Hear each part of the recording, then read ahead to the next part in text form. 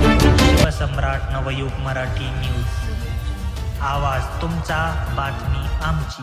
खामगाव दिनांक 17 मार्च 2026 रोजी सकाळी 11 वाजता साईनगरमधील सोसायटीच्या मागील भागातील सेफ्टी टँकमध्ये अंदाजे 10 ते 12 दिवसापासून एक गोमाता मृतमुखी कुजलेल्या अवस्थेत पडलेली होती. परिसरात सर्वत्र दुर्गंध पसरलेला होता.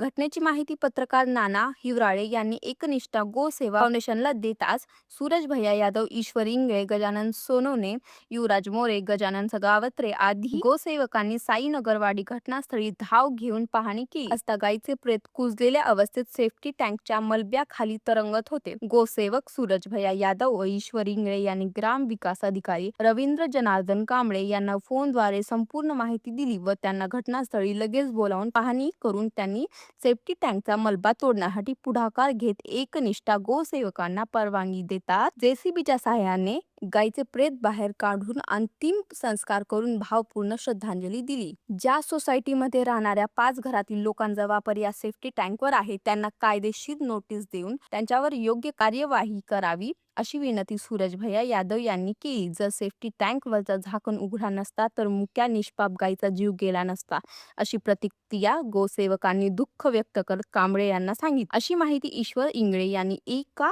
प्रसिद्धी पत्रकाराद्वारे दिली.